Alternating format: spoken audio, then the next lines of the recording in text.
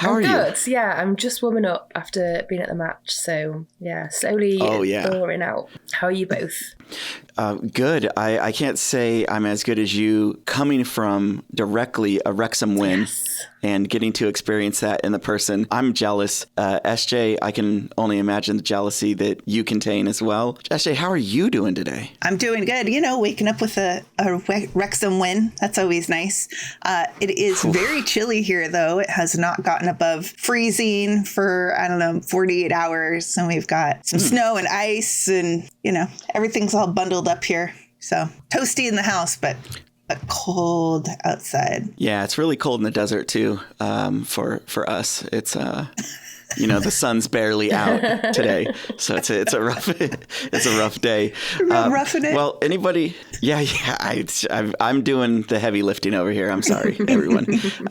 Well, anybody tuning in for the first time, this is Teach Me How to Wrexham. What we do is look a little bit deeper from a beginner's, like an outsider's perspective of learning the game fresh and anew with dowdy baby eyes as we consume all that is Wrexham, and teaches us not only how to be Wrexham, but how to preach the gospel of Wrexham to others. Today we'll be looking at the women's team playing against TNS, but we also want to take a deep dive and get to know some of the key figures within the women's movement. People like Nic. Nic, thank you so much for joining us today. Nic, what do people need to know about you? Oh my goodness. So that's a very, very interesting question. So I suppose my history as a Wrexham supporter, probably mid to early 90s. I started when I was about 10, 11, going with my dad and my uncle and my brother to the matches. Eventually thought, it's must be cost effective to get a season ticket. So I've had a season ticket for about 15, 20 years in the same seat for that whole time. And it just gets you, doesn't it? You guys know it gets you, you get hooked. It's been a long journey to get to here, but yeah, so long time fan. That's amazing. And you said you have the same seat that you started off with? Yeah. If you don't mind, what stand is that in? So I'm in the Wrexham Lager stand, which was previously known as the paddock, sitting just by the away dugout. So you do get to see some of the kind of hairy moments with some of Parky's enthusiasm and so you do, you're at the coalface almost with there. So yeah, good, like right on the half line way line right, as well. Yeah. Oh, wow. You get to be right there in the middle of, what do you have, the comms team off to your left? Yeah, you've got the players. So the comms and team everybody... are just kind of up and behind us. I'm like in the lower kind of Wrexham Lager stand. But yeah, right by the halfway line. So really good spec. Can you hear like Parky screaming from one side and Mark Griffiths screaming, like commentary team screaming from the other side? Can hear Parky. Or is it just always so loud there? Yeah, you don't tend to hear Mark just purely because of the rest of obviously the noise and what have you. But yeah, it's a good little spot, I think, anyway. Yeah, and you get to hear the away fans, so you can hear them giving it to McLean and then McLean giving it back to him. That wonderful view. You see McLean blowing the kisses at the end of the matches. Oh, yeah. Yeah. You for everything that he gets, I absolutely love that he gives it back. And he's not a mean person. He's not mean-spirited. No. He's just having a good time with it, rolling with it, water off the back of a duck. Yeah, I love that guy. We could go on forever, but talk about we mustn't. But he's very much, you can say what you want. I'm going to play really well. I'm going to tell my story on the pitch, and then I'll come and see you after. Once I've assisted a goal or scored a goal, I'll come and chat to you guys later about what you think about me.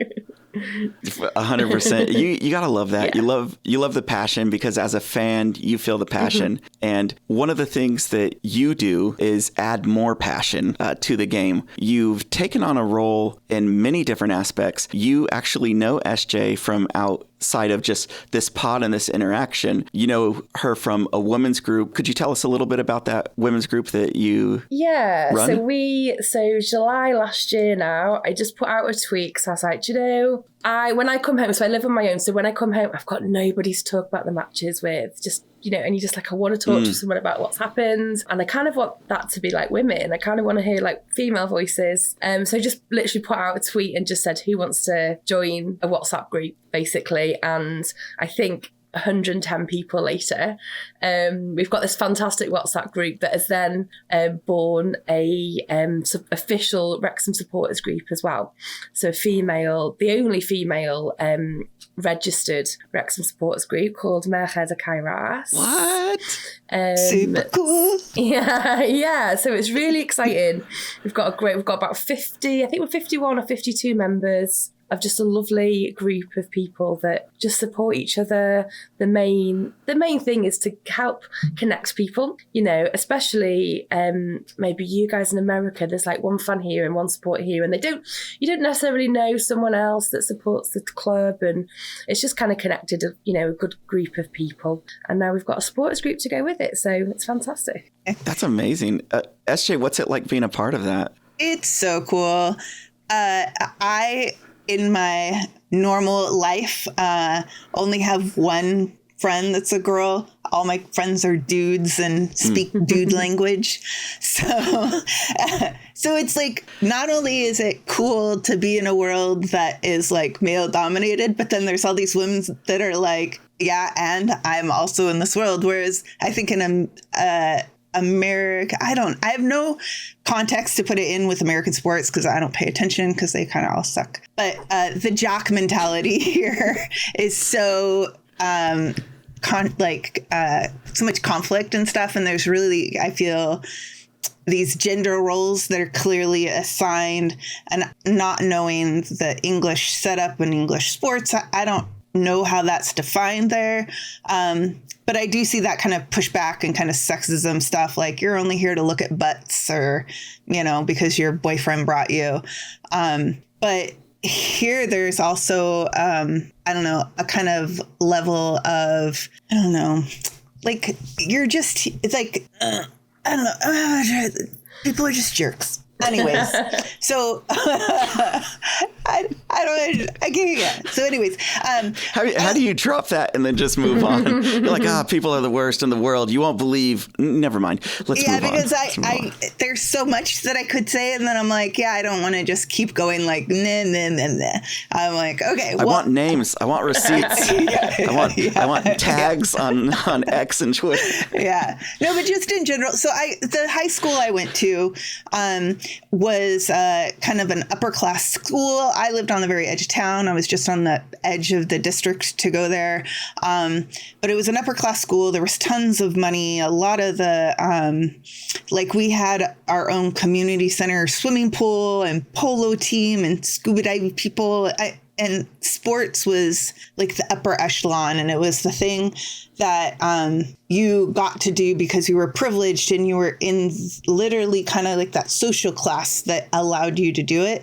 And so if you were a girl and you were into sports, we did have like a really positive structure for women in sports at, you know, in the like, I don't know, school level. But it's very much this kind of bully mentality, and I'm not sports inclined. And so that was really my initial turnoff. Like, I do the kind of more music thing. And I had somebody when I was in Wrexham ask me, like, is it really like that Breakfast Club movie? And I'm like, yeah, it is. Like, you know, people are getting thrown in lockers and hazed and whatever. So anyway, I don't really have anybody here to talk about sports with, because my whole network here is all music and music based. And the one friend I have that is a woman here, it's all like skateboarding and music and stuff. So there's, you know, there's not very many people that even know that I've started watching football, and the couple that have are like, what? Like, it's so out of character for me. So anyways, moving back to the women's supporters group, it turns out that one of the other supporters in the group lives like 12 blocks from my house. Like, not only is Wrexham worldwide, where you just don't know where everybody's at. And it's amazing how much it's spread and the support.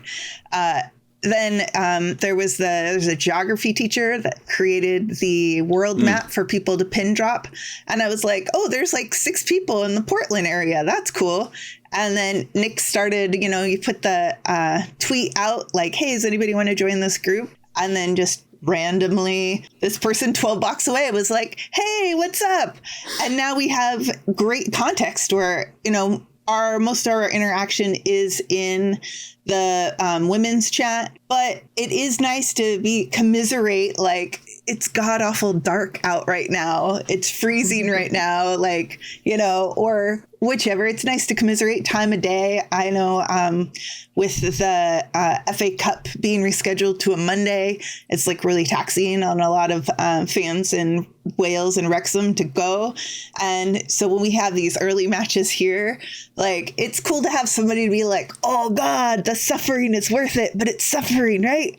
That camaraderie, like, I haven't had that before in, I don't know, in support, especially like in a context of women, because again, it's always dudes and most of them are just like, whatever. I don't know. Men in music. Yeah, most of them are. Yeah. Men in music, a lot of them are, and people who skate or whatever. I guess it's anybody, and they have their kind of niche. But they're, it's all talking about skateboarding. It's all talking about music. It's all, and that's great. And I can be in those conversations, have those conversations. But when it comes to football, like, I don't have anybody. The only person I know in person who is a football fan is an Arsenal fan. And when we started, I was like, yeah, I think I'm going to kind of start watching this Wrexham team. By the way, I found this thing. We beat Arsenal in the FA Cup. And he was like, yeah, I couldn't watch the highlights. It was too depressing to think of. And I was like, that was like years ago. And he's like, yeah, it's still like, and so when having that first interaction with somebody to be like face to face and say, oh, I am a lifelong supporter of this club. And it's so intense to me that I still, decades after I find out that a match I never even watched, we lost to a team that I consider inferior, it still pains me. And I kind of thought, what am I getting into here? I'm going to need a support network. You have officially become addicted to the drug. Your first sample was free. You are now hooked for life. And I pray for any of your friends or family members that try to interfere with you and Wrexham going forward. They're going to have a lot on their hands. Well, Nic, you like looking at the impact not only that Wrexham has had, the documentary, the team, the people, the fan interactions. How does it feel to hear about like SJ and other people around the world that you've created a platform of sorts for people to feel comfortable, feel welcomed, and to join in either the jubilation or the commiseration? It's lovely to hear. The whole welcome to Wrexham, the whole, the new global kind of club that it is, it's crazy to kind of consider, really like nuts, but it's lovely and I love it. And it's really nice to hear from, SJ that it's a good community and it's a community that adds value for people. I've met people and I know that I'm going to be friends with them forever. I've met people that literally live like 5 minutes down the road that I just didn't know existed, didn't know were Wrexham fans, and now we're friends. So even just as a really local level like that, I've even found connections with like people, doing pre-match get-togethers, and traveling to away games is a big one for me. Like my dad and I travel away so much, so I kind of go on my own, but now I've got people to meet when I get there. So like going to Shrewsbury last weekend, just knowing that I've got someone to meet when I get there, I've got someone to walk from the car with, someone to walk back to the car with, because how it ended up, we were literally walking back to the car surrounded by Shrewsbury fans. We were like, keep down, head down, just keep walking. And it was absolutely fine. Like it wasn't a problem, but you just felt a little bit more comfort than if I was walking on my own. I might have been a little bit more, nervous. But yeah, but it's lovely to hear that people, get value out of the group. Well, that's something that I didn't even think of until right now, and that's just, I guess, the luxury of being in the position that I am, whether it be globally or genderly. What did I say? What did I say, SJ? What did I step in and say? Well, so the kind of the context I got from Nic there was like one of the things she really values is the undercurrent I took from that, whether you meant it or not, was like, oh, it provides you a network of safety as a woman going to matches because, you know, not only sexism exists like in the world, but you throw in a sport that has, you know, it's my understanding, traditionally UK can get really violent.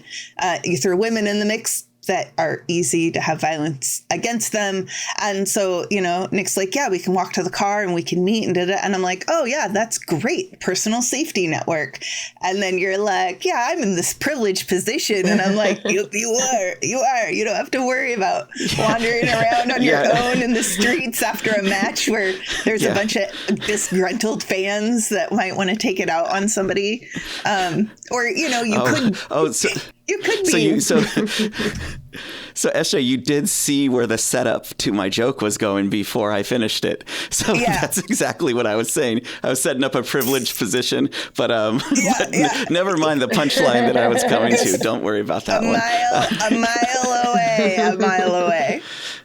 No, that was literally, I had 2 lines. I was doing a setup about how easy it is to be a man. And then you were like, you saw my setup. You were like, oh, you're privileged, huh? Yes. But no, that's exactly it, is that understanding that there are privileges that everybody has in the world, no matter who you are and what your background is. There are things that are easier for you that are harder for other people. And that comes from, it doesn't matter if it's race, religion, socioeconomic. There could be mental challenges and capabilities. And all of those things physically and mentally like contribute to the way that you see the world and the way that you see yourself in the world. And that always is breathtaking and good moments to think about and consider when you hear things that are as trivial as if I thought I was walking in a car park, I would just, I'm just walking to my car. Like that's all I'm worried about is just finding my car, as opposed to also needing to think about the added layer of Shrewsbury fans if you happen to be in that climate, which I don't really come into contact with them ever. So that's something for me to consider. But that being a little bit hairy and dangerous, then add on top of it, like you said, the female aspect to that. And then it's stuff that like is a privileged position for me to be in, to not need to consider that. And I say need to consider that, but we all do need to consider it. It's just something that I take for granted. And I like that. Thanks, Nic, for coming on, because you definitely, this is what you do, right? Like, this is what you do. You help the conversation, the dialogue, open up minds, open up conversation. You're a part of a thing that is doing that at the forefront, which is Her Game Too. And that is something else that you're involved in. And so beyond your personal passion for like football, what initially drew you to Her Game 2, connected you guys together? So Her Game 2, it's a voluntary organisation that was basically set up by a group of female fans about 3 years ago to just try and push to make football just a safer space for women. So to promote the women's game, to promote grassroots football, but overall to make it safer for women to go to football matches is essentially it. And they have done, fantastic work since they started. My personal involvement was that I was aware of them. I kind of knew about them. I knew about their work. And it wasn't until the games that we had last season, when the women's team were at the Kairas. So that kind of weekend, they were what we have dedicated fixtures. They were Her Game 2 dedicated fixtures. And so there's a lady called Reaper, who was one of the directors of Her Game 2. And then Chelsea, who is an ambassador. I literally saw them and I went over to say hello, go, I think you do fantastic work, keep going kind of thing. But then I was like, oh, do you know what? I want to be involved. So I filled in the form online. And the next thing, I'm a Cymru ambassador. So Her Game 2 Cymru ambassador for them. And then Chelsea's our Wrexham ambassador, and I'm an advocate kind of supporting her in the group. So as a wider, we're partnered with Wrexham. So the aim for Her Game 2 is to partner with all 92 Football League clubs. So from the Premier League down to League 2, with 73 out of 92. So they're doing really well, and we're getting there. But on top of that, there's about 200 grassroots partnerships. Still partnered with different supporters groups, partnered with lots of grassroots teams. We're partnered with the Adran Premier and the Cymru Premier, the leagues in Wales. And it's not for profit. So all the money that Her Game 2 get goes back into football, goes back into supporting football, back into grassroots football. And it's that whole from the bottom up. So we're supporting girls playing football. We're supporting girls getting into football. And hopefully that leads to, if you can see it, you can be it. That kind of old kind of adage. So yeah, it's a great organisation. It does a lot for a lot of people. The main thing on a match day is that there's a reporting line. So we've got a reporting form on our website that if you experience it, if you see it, any misogynist or sexist abuse, banter, abuse, chanting, anything like that, report it through Her Game 2, and then it feeds into the ambassadors for each club. And then the ambassadors deal with it with the club. And we have seen recently a change where clubs are starting to be, there are recent fans getting banned for misogynistic and sexist chanting. And the main thing around it is that it's not an indefinite ban. It's you're banned, but, let's do this education piece about what it was that was, not okay with what you said. Because there's no point just banning someone and then that's it. But let's educate you. Let's kind of have a chat about what went wrong, and then you can come back, kind of thing. If you're kind of open to that education. Yeah, or just being human. It's an absolute basic kind of requirement as a human. Yeah. Definitely. But yeah, Her Game 2 are banging that drum just to make safe. It should be safe for a woman to go to football. Personally, I've sat around the same people, and it's all men that I sat around the same people for 15, 20 years. And I feel very privileged to have never experienced any abuse, sexist abuse towards me. Away games, I've never experienced it, and I feel really privileged. But I see the other women in the group, in the Her Game 2 group, and some of the things that they get just because they're putting themselves out there just to make everything a bit nicer for other people. I do feel privileged about it. And, the worst that I see is, and I hate them, gendered insults to the players. Oh, you run like a girl, you throw like a girl. I'm like, that might not be a bad thing. Girls might be really good at throwing. Yeah. There was a ad for, I remember this ad campaign from some athletic, I don't know if it was, I think it might have been Nike, but they were the whole ad was play like a girl, but it just showed all these women dominating their sport, and I was like, you got to start somewhere to change the narrative. There's an American national team player. I want to say it's Alex Morgan, but I'm not 100% who it was. And her coach were like, oh, you run like a girl. And she said to her coach, oh, well, maybe if you run faster, you'll be able to run like a girl as well. Which is, it's a perfect response. Yeah. And it's definitely was a Nike campaign, SJ, and I'm surprised you, Portland, home of Nike, and Nike headquarters, or you did know that, and that was a shameless plug for your local no, I don't care about shoe company. No, I will say, I grew up in Eugene, Oregon. It's a college town. There's tons of money pushed into sports there.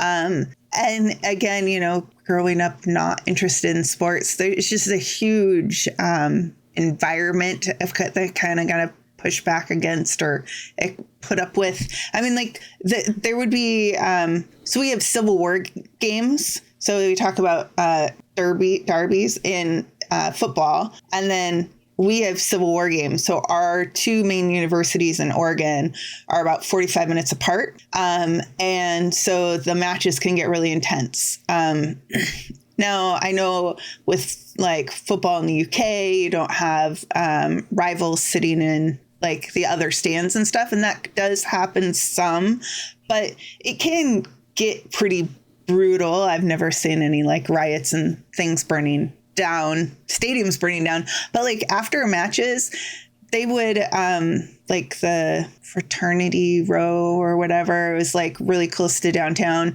They would like pull couches out and set them on fire in the streets and stuff. I mean, just like ridiculous. And what I love, SJ, is that you have battled against sport your whole life. You've like battled against not even getting into it. You've like grew up around it, and then you've watched a documentary. You're like, no, Wrexham's for me. I love it. That's the thing that's broke you down. Yeah. Well, and that's the thing too. Like I was looking for something to watch, and Welcome to Wrexham popped up. I didn't watch Ted Lasso because I don't like sports, and it was very obvious, like a sports comedy. But I was like, oh, I think it's a documentary, and it's about like them supporting this community. And I knew that it was football focused, but the blurb that I was like, maybe I'll check it out, was like, oh, learn more about whales and stuff. I'm like, okay. But yeah, it's all the community stuff. By like episode 6, I was waiting for the next one to come out, and then realized like, oh yeah, I don't know what this sport is, and I'm trying to learn context. And I ended up like watching, all of the episodes, and then watching the FA Cup, and then the National League stream started happening, and then I rewatched the show because I couldn't figure out the difference between corner kicks and goal kicks. Like very, very basic stuff. And now I know. But I am out of my element for sure. And that is part of the reason why being a part of the women's group is so great, is like, oh, not only are you used to being in like, me personally, like all women are in a men's world, right? But me personally, I don't have like a lot of women around me. So I'm in like this men's world. And now I'm like, oh, but I'm in football, in a women's world in football. And then the whole askwxm community, which is, the inviting to learn.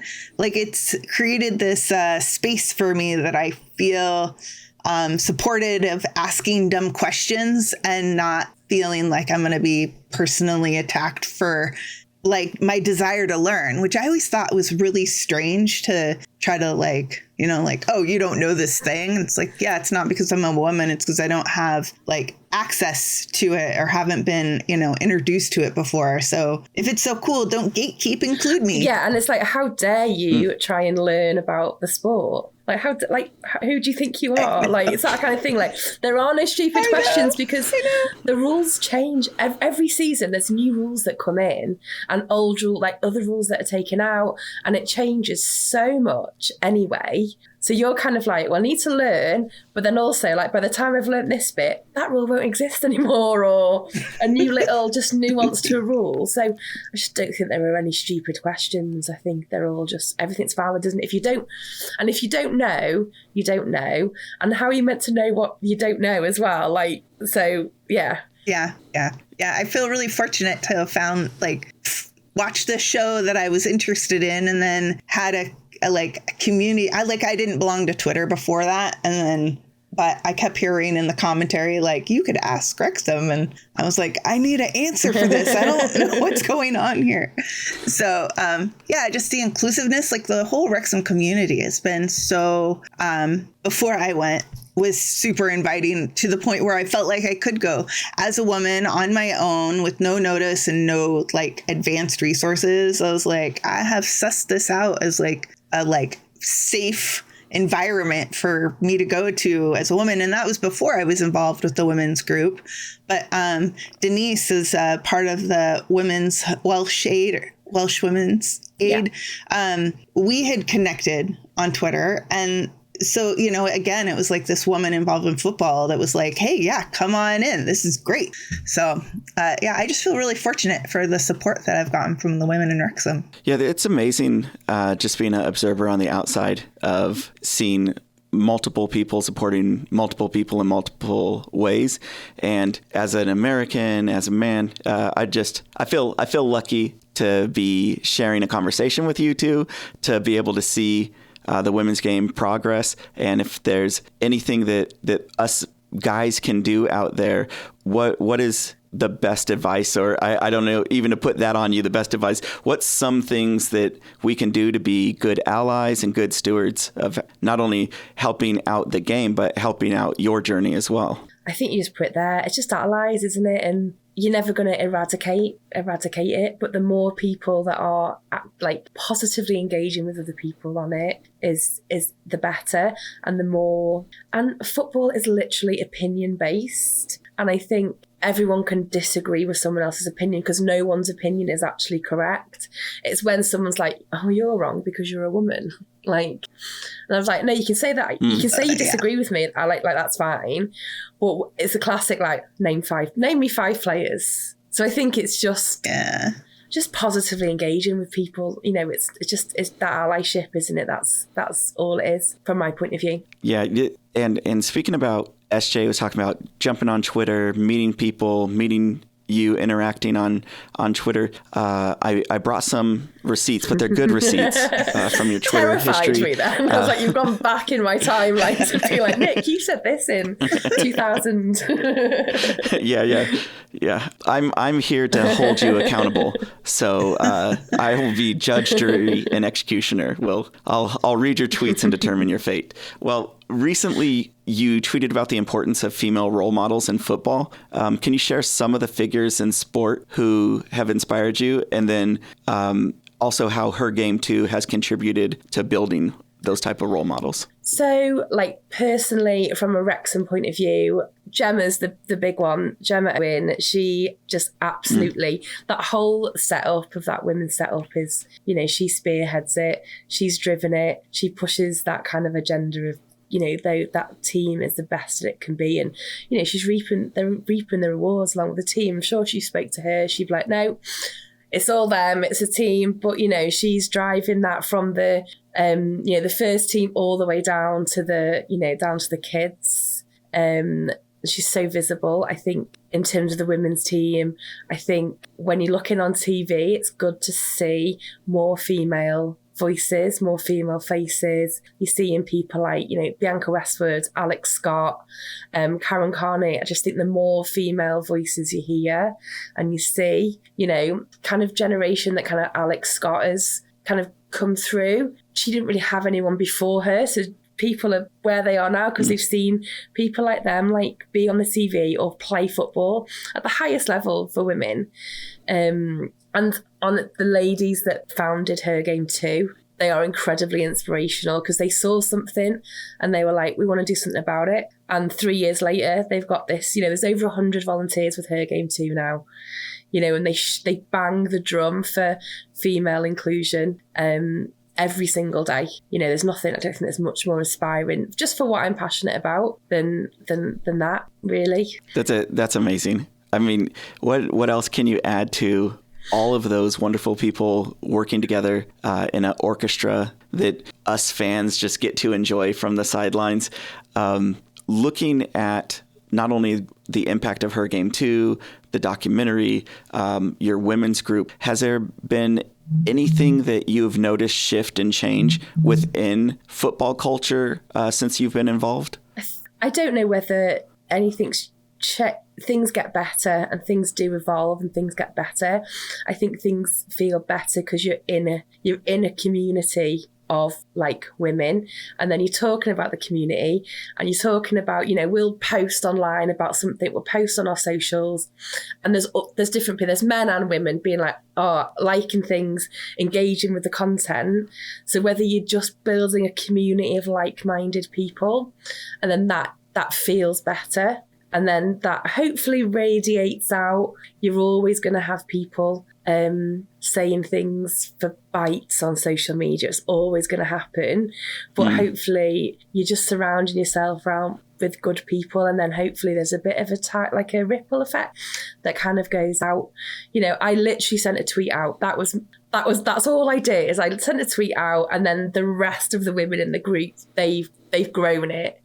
The people creating a supporters group, a couple of ladies came to me and said, "Oh, have you thought about doing this?" I was like, "I thought about it. I don't know how to do it." And they were like, "Right, X, Y, Z." So yes, I sent a tweet out, but the people in the community made it. I leave a game and there's about 400 to 450 WhatsApp messages of the people watching the matches at home, kind of back. And I was like, "Oh, I'm not going to go back and look through them," but. It's those groups that are that make the group what it is. You see the odd message and it's just reacting to the game because you're watching the match. And I'm like, "Oh, it's been really busy today." And you can tell what kind of games happened by the amount of unread messages I've got in that WhatsApp group at the end. Oh, yeah. How many people are just moaning after a terrible loss or something like that? We don't have to moan that much anymore, do we? It's very much we're very spoiled, and Are you guys gonna miss it? Are you gonna miss not being able to moan? Because it seemed like a favorite pastime. I think. A lot of people. But I also think there are certain Wrexham fans, and maybe football fans in general, will always find something. There'll be something to moan about. Yeah. I wonder if the bigger question is is it football fans that like to moan, or that impression that that I feel people in the UK project as how they are, which are we don't want to celebrate necessarily. I don't know. I get the impression that there's a negativity of bemoaning life in general. I'm like, is that just carry over to football? Or they always say, are you always going to have something to complain about? They always say in the UK, that sounds really negative. Football mirrors society almost.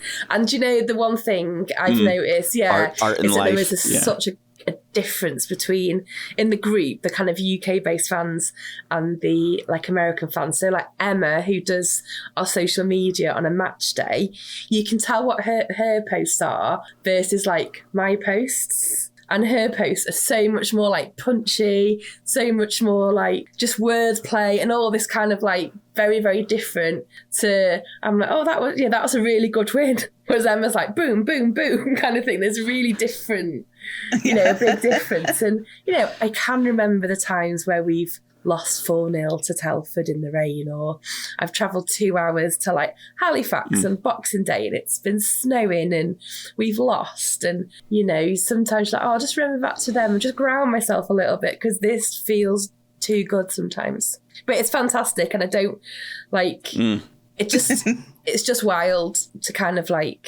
what's happened.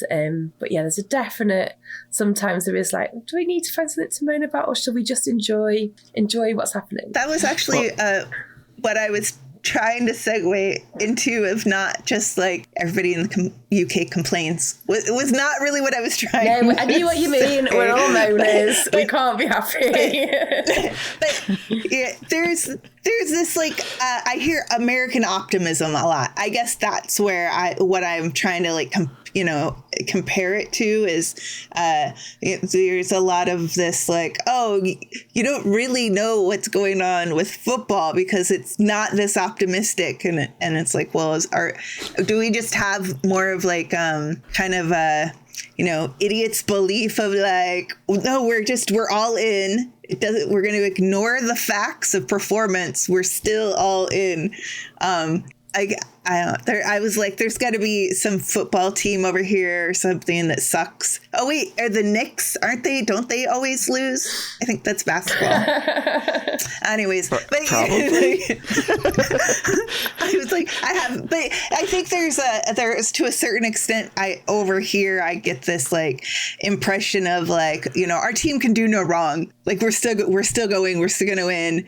And then over there, I get more of the impression of you guys better get it together and stop doing wrong. There's more, same I don't know, same expectation, but a different view.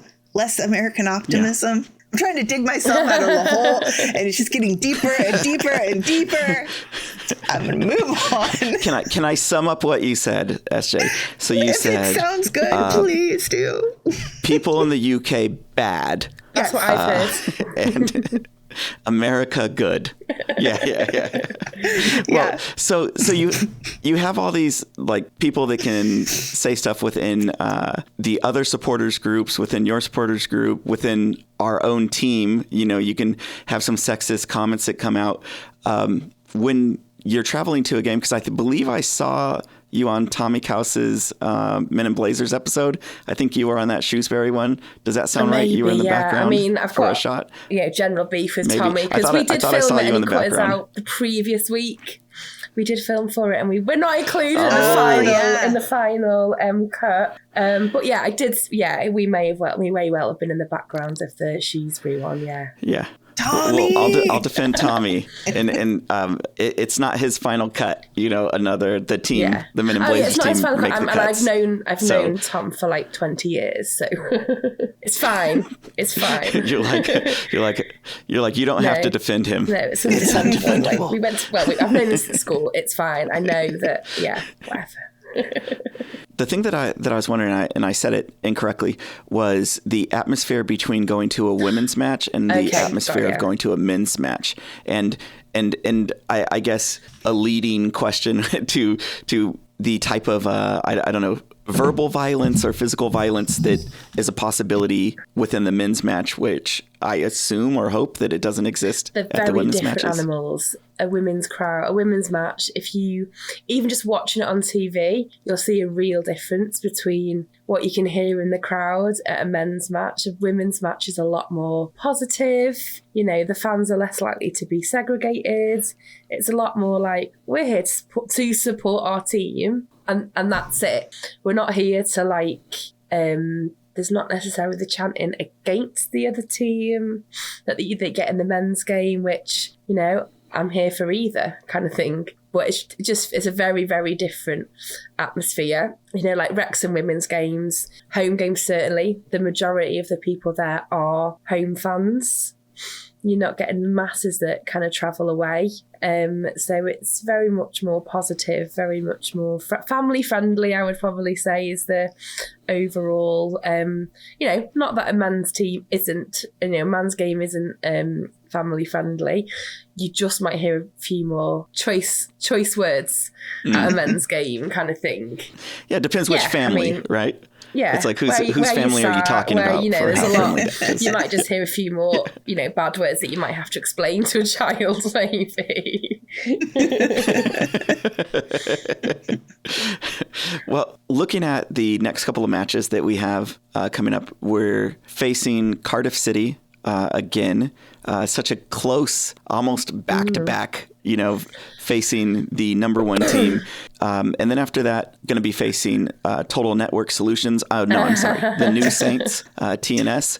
And but looking at the Cardiff City match coming up, how are you feeling after our recent performance and our recent match with them? So, I mean, Cardiff are just a great side. I think they're the, obviously, you know, winning the league last season, getting the Champions League games. They're just that, the kind of aspiration, they're a good, you know, when we play Cardiff, it's a good measure to kind of see where our squad is, you know, in its first time in the Premier.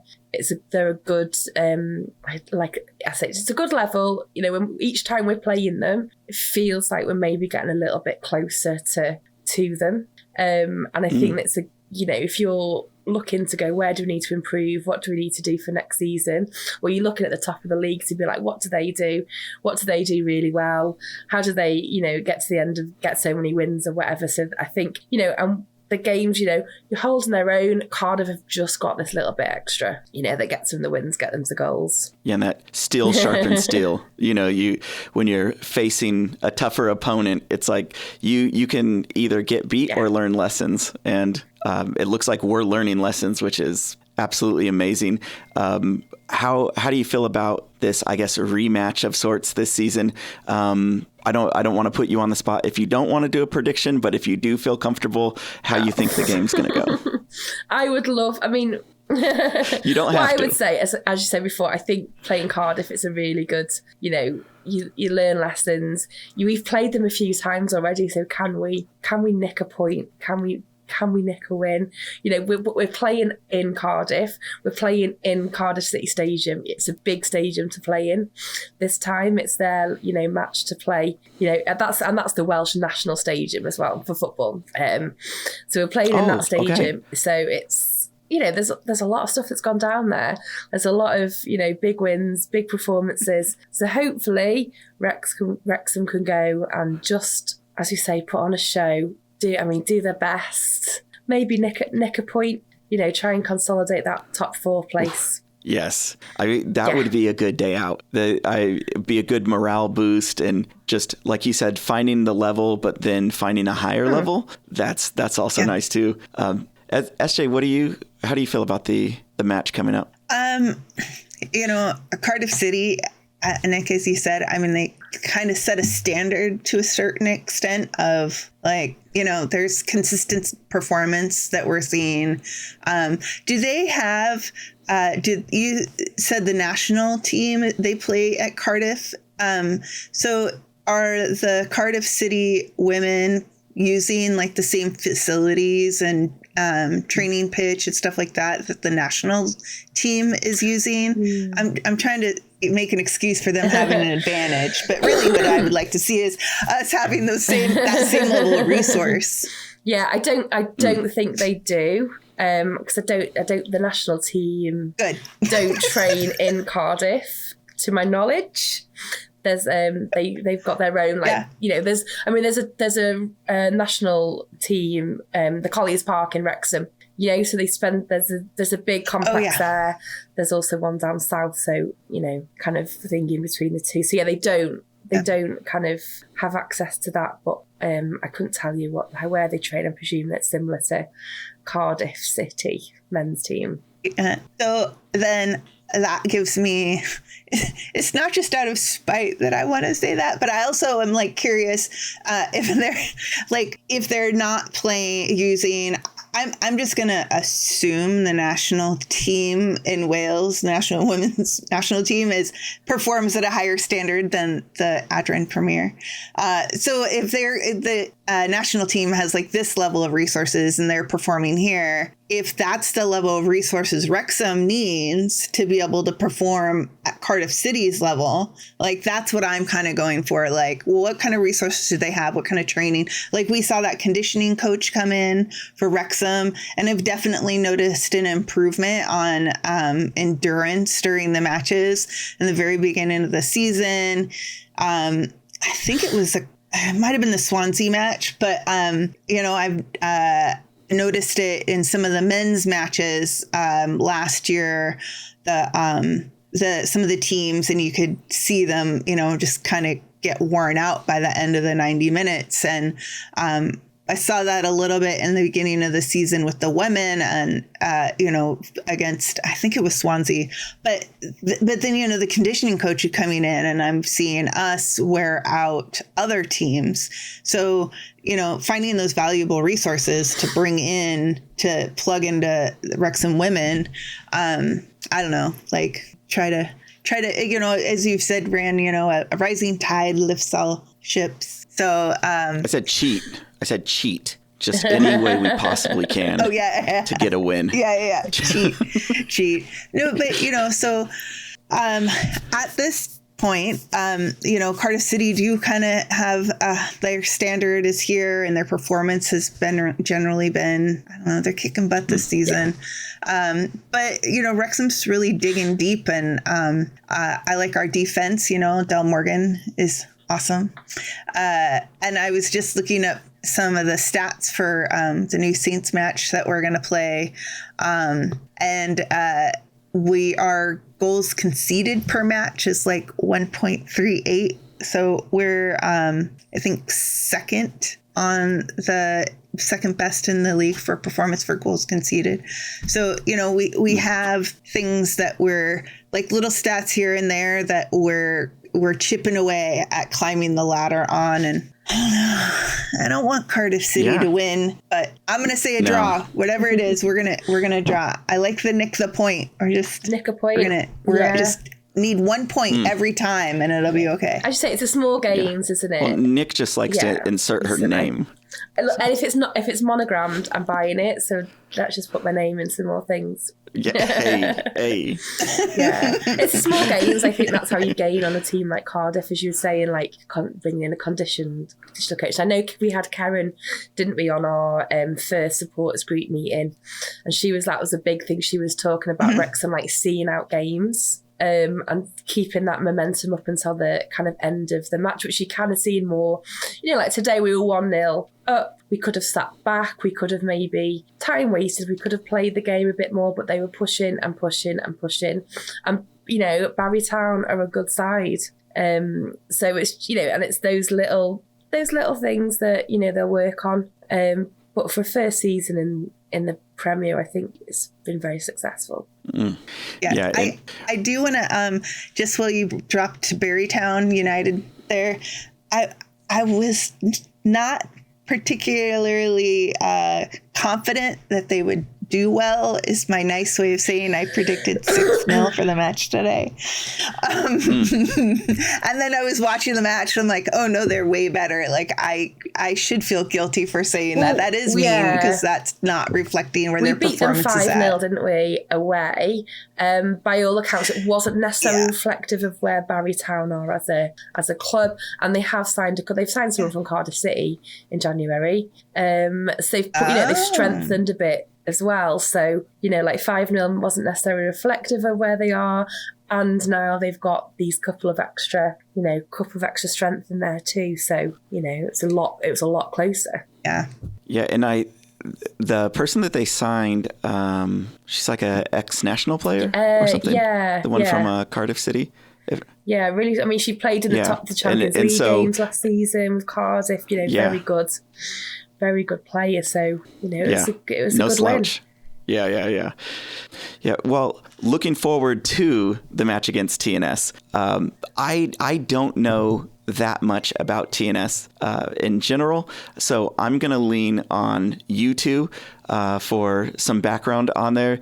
SJ, you prepared a little bit about TNS, is that correct? Yeah.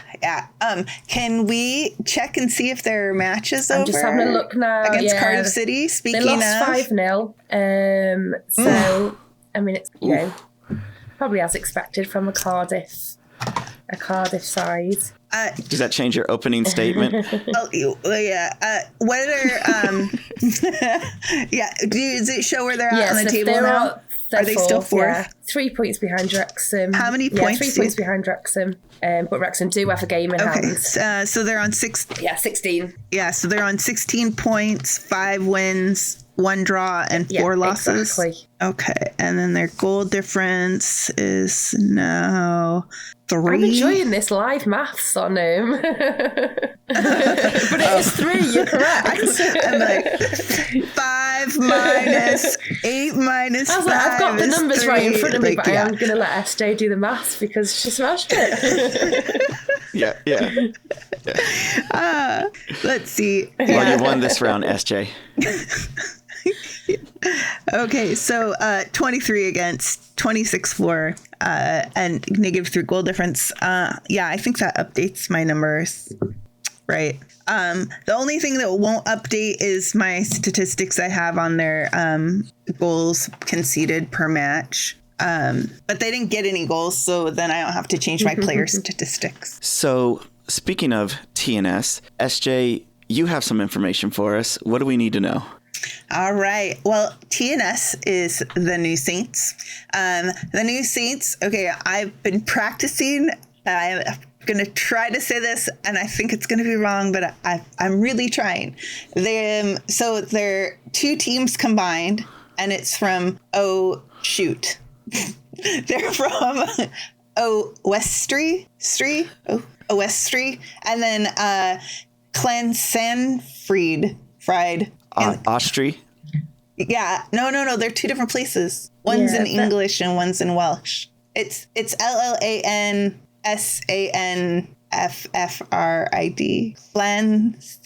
Fried. Yeah, I mean, as an effort, that's a really good effort. You've got the sand bit. If you can get that sand, how do we say fries, alphabet? Yeah, fried. And Oswestry. Oswestry is Oswestry. Yeah. Okay. Yeah, it sounds like part of that was a mistake in half of the word. Like you started saying one word and then you finished it off. You're like, sistry. Yeah. One of those. Yeah. So, and then the other was something with fries, you said? Fried. It's like clams with fries or something. Yeah. Oh, I'm like dad jokes. I'm sorry. That's all you're gonna get. My brain was like somebody jokes. I'm like, don't say it on the mic. Don't say it on the mic. I'll be the one to humiliate all of us. Don't worry about it. Okay. Yeah.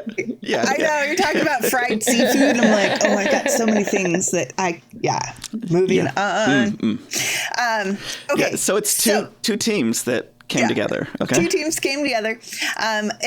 They're from towns that they're two little neighboring towns. So that's the point.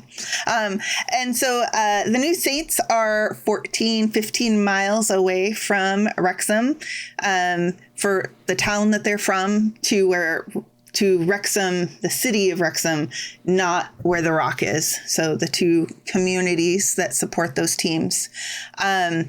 And then just the basics. So they're fourth on the table with 16 points.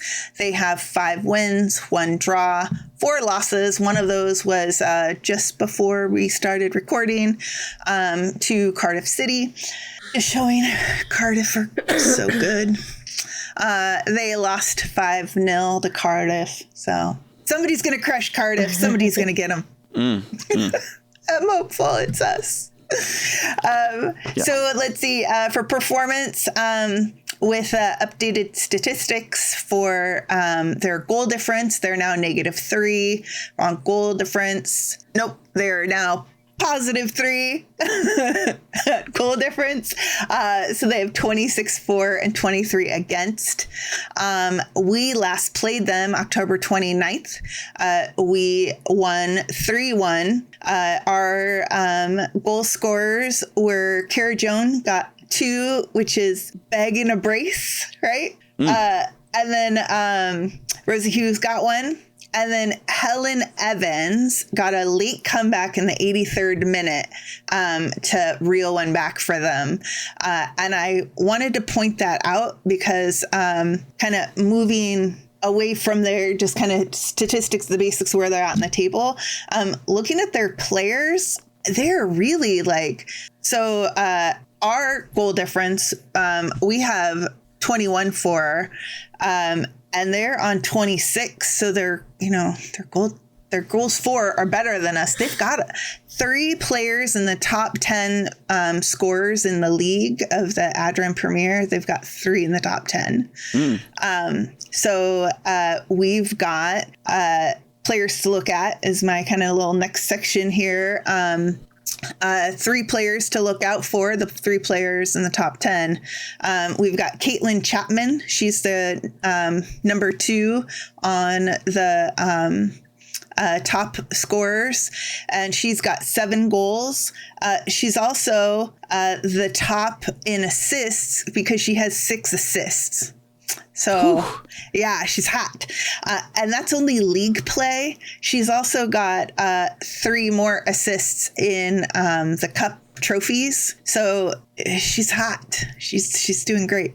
And then we've got Emily Ridge. She has in the league 5 goals. So she's number 6 on the top 10. But she has 6 more goals in the cup trophy. So she's got 11 goals for them. Yeah. And then number 8 out of the top 10, Ella Hartley. She's got 4 goals in the league, 2 more in a cup.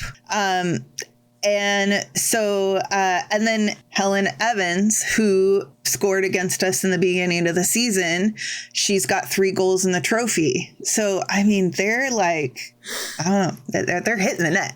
They're definitely dangerous. And when I look at their goals per match, they're scoring goals per match. I think they're second on the goals per match. So they're scoring an average of 2.89 goals per match. I found a new statistics site for the women's league, and I'm like, hard numbers. I love it. So yeah. And then, looking at, going into the match, their match against us, which we're playing at their stadium, their home wins. They've only lost 1 at home in the league, and they have 4 wins. So we're going to their stadium. I wouldn't say an uphill battle because, our women are awesome. They're excellent. They're going to do great. But the new Saints they're going to bring it. There's going to be some tough competition. So let's see. And then just to compare that, our goals per match are 2.5 goals per match, but we only have 1.38 goals conceded per match, whereas they have, before they just conceded 5 to Cardiff City, they were already at 2 goals a match conceded.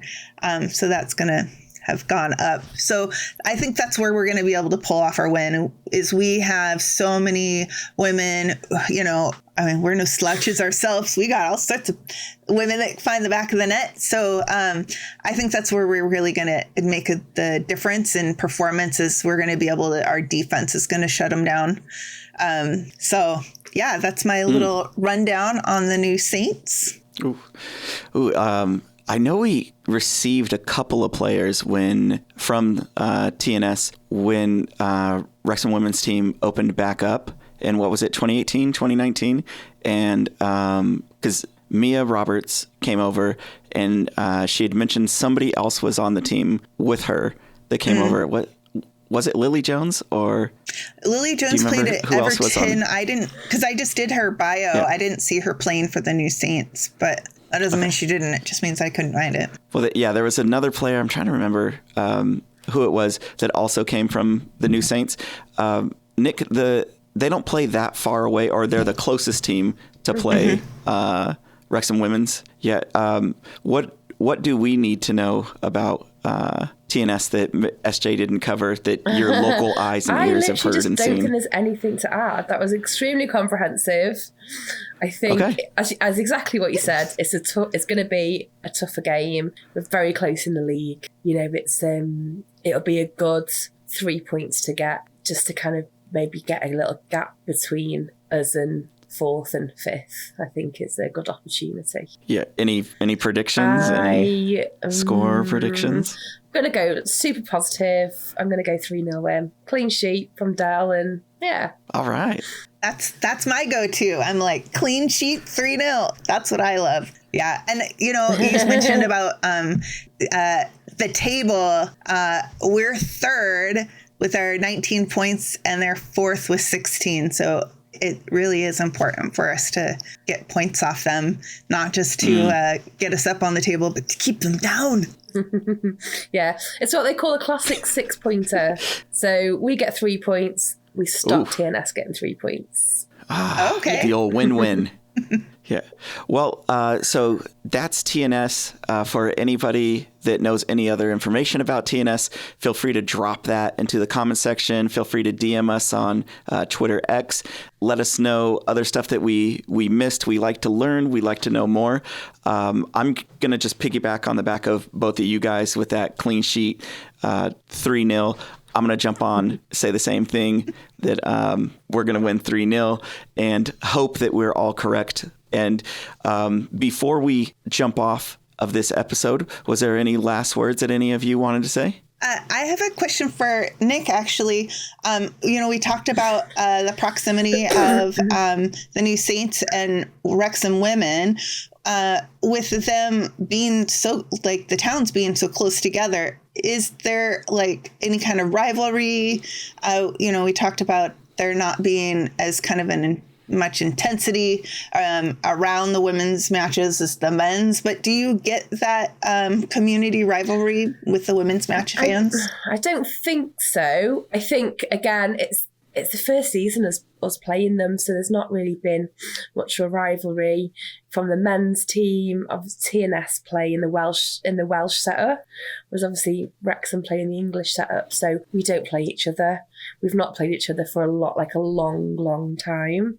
Ever since Wrexham we used to play in the Welsh Cup. So I really wouldn't say other than, no, there's not any rivalry. That might change when we've been in the same league for a couple of seasons. From the women's point of view, that's going to change, but potentially, but I wouldn't say there's any local rivalry. At the minute, who knows? Anything happen? Yeah. No. You start some. Was that the last words? With them. Yeah. I'm like, any last words, Nick? And you're like, they're going down. I want to drink the blood of their ancestors. And whoa. I'm going to take from the attitude of you guys and just be like, let's have a really good game and win. Let's have a really good game. Get some goals on there, get our goal difference up, and come away with 3 points. Well, it's the hope hasn't killed us yet. Yeah. Yeah. Sorry. Yeah. Get the 3 points. Sorry about that. Well, Nick, thank you so much for coming on. Anybody that wants to join in, meet up, or connect, how can people reach out to you? So we are Merched y Cairas on everywhere. On Twitter, on Instagram. We've got Facebook groups. Any women out there that want to kind of get involved, you can join our supporters group as well. Again, go to our social media accounts and drop us a little DM, slide into our DMs and ask us for more info.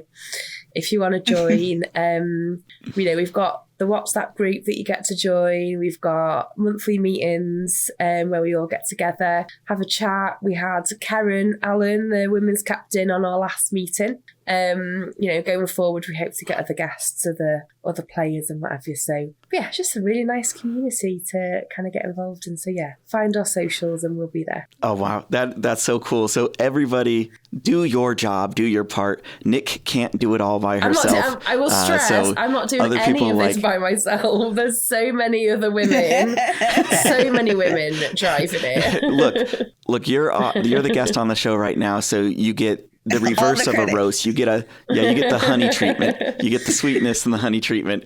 But no, yeah, like you started up that WhatsApp group, which was pivotal in organizing, and just that you can be humble as you want, but you did a good thing, and there's benefits for a lot of people, a lot of value for people. So you're allowed to pat yourself on the back and say, good job, even acknowledging the rest of the people that are contributing and making it what it is today. I will say as well, last thing, SJ, sorry, just to plug, there's the women's dragon chat that's starting next week. So Steve, that runs the current men's group, he's kind of driven to get a women. So myself and another lady, Lowry, we are starting that a week on Monday. So again, just look out on his socials and his dragon chat for the information. So we'll be starting that women's kind of mental health, peer support, just another place to come and maybe just have a little bit of vent about something that's annoyed you that week, and then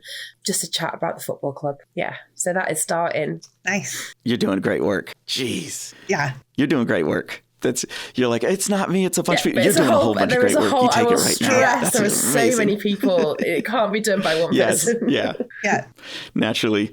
Well, SJ, before we get out of here, any last words for our viewers or anybody out there? Well, Nick, I just wanted, I know you're kind of trying to deflect a little, but I do want to say thank you, like a very direct thank you and acknowledgement, because it's very commendable for you to say, oh, there's all these other people, but I see you putting in the work. I see, with at least behind the scenes in the women's group, I see how much activity you have and the stuff you're putting together. And I know how involved you've been with her game too, and promoting that. And, you are taking this upon yourself to put yourself in there, and it takes a lot of work to do these things. And I just want to say I'm very much appreciative of how much you do, even if there are other women that are doing it also. You are doing so much, and I greatly appreciate that. So thank you. Exactly. And SJ, you had some parting words for our viewers. Yeah. So thanks for making it to the final 5. And if you, like the Teach Me pod, then do the little like and subscribe. Everybody, get the clicks. We gotta ask for that stuff. But really, we just, want to bring all the Wrexham fans together. Everybody that likes to learn, I don't know. That's all I got. Thanks. That's it. That's amazing. That horrible. is way better. That's better than anything I would have said.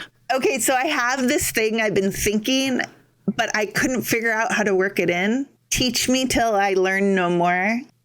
Oh, but you sing it. Yeah. No. It's like the Wrexham Lager. So I think you should sing it. Wrexham Lager is feed. Yeah, to sing it. Right. So then you can sing it. Why is the Wrexham Lager one a song? It's I thought it was just like their little. No, it's so there's a Welsh. I thought it was there's just not Welsh. What's English called? The Men of Harlech is the song, and the actual line is "Bread of Heaven, feed me till I want no more." So "Bread of Heaven" is just changed to Wrexham Lager. So you would just teach me till I, you have to next week. You have to sing it. I think I'm changing my catchphrase. I will send you. I'll send you the chorus. You can get the and you can sing it. Okay. Yeah. We'll have and I want you to go low on the Wrexham Lager. I want that deep, Wrexham my voice Lager. Oh, is it that one? Wrexham Lager, Wrexham Lager? Yeah. I was like, teach me till I learn no more. Yeah. Ran, do not put that in. That's going in. No. There's going to be nothing but Rammstein covers from this point on by SJ. Yeah.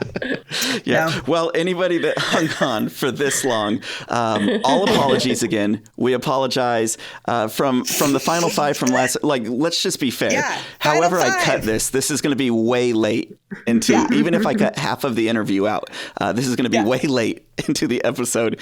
The final 5.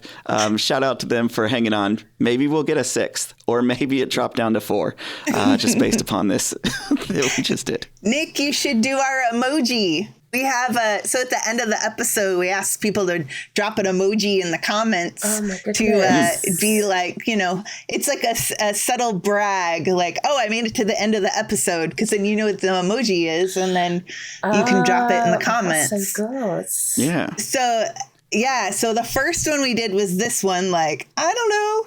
And then last week we were talking about the women's team. We did the muscle one, and I thought there was a construction helmet lady. Because Ran was kind of go for the riveter, but there was only hard helmet was a torch, like a welder. So, but do you got an emoji people should throw in the comments? I'm going to go for the one that I know I use the most, and it's the little monkey that's like this. Your monkey. Yes. The see no evil. That's the one. Monkey. Yeah. All right. You heard it from Nick. If you stayed on to the final 5s, is it the final 5s? What are we calling them? I don't know. Final 5ers. Final 5ers. Final 5ers. Then drop that emoji in there. The monkey covering its eyes because they were Shrewsbury fans and didn't want to see the rest of the game. So that's how it goes. Well, thank you, Nick, so much for coming on. SJ, thanks for that TNS background. And as we always say, up the town. Up the town. Do I go up the town? Thanks, Nick. Only if you want to. You can say whatever you want to say. I'm trying to think of something clever that goes after that, but I have nothing. Have a great day.